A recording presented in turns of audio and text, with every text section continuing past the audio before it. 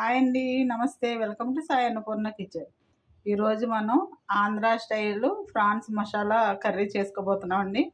ముందుగా ఫ్రాన్స్ని పసుపు ఉప్పు వేసి ఇలా శుభ్రంగా కడుక్కుని ఇలా స్టవ్ వెలిగించి మూగుడు పెట్టుకొని ఆయిల్ వేసుకొని ఫ్రాన్స్ వేసుకొని వేయించుకున్నాం.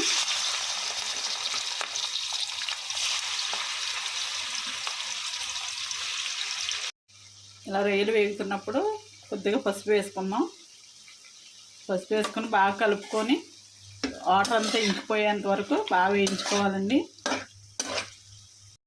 ఇలా వాటర్ అన్నీ అయిపోయి ఆయిల్ తేరిన తర్వాత ఈ రొయ్యలు పక్కకు తీసి పెట్టుకోవాలి.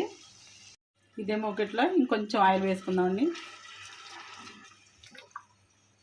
ఆయిల్ వేడైన తర్వాత ఆనియన్స్ పచ్చిమిర్చి వేసి వేయించుకుందాం. ఆనియన్స్ పచ్చిమిర్చి వేగుతున్నప్పుడు కొంచెం పుదీనా వేసుకుందామండి ఫ్లేవర్ కోసం. కరివేపాకు కూడా వేసుకోవచ్చు, పుదీనా ఫ్లేవర్ బాగుంటుంది కాబట్టి పుదీనా వేస్తున్నాను నేను.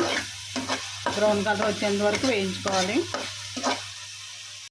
ఆనియన్స్ ఇలా వేగుతున్నప్పుడు అల్లం వెల్లుల్లి పేస్ట్ కూడా వేసి వేయించుకుందామండి.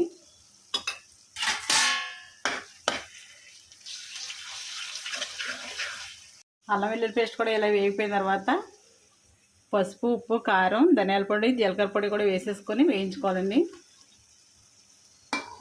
ఇందులోనే 2 టమాటాలు పేస్ట్ కూడా వేసుకొని మీడియం ఫ్లేమ్లో పెట్టి నిదానంగా నూనె తేరేంత వరకు వేయించుకోవాలి.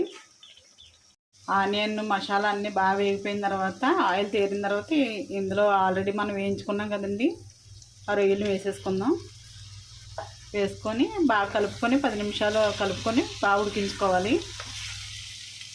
ఇలా బాగా ఉడికి ఆయిల్ తేరిన తర్వాత ఇందులో కొంచెం వాటర్ వేసుకొని బాగా కలుపుకొని మూత పెట్టుకొని 15 నిమిషాలు ఉడికించుకోవాలండి.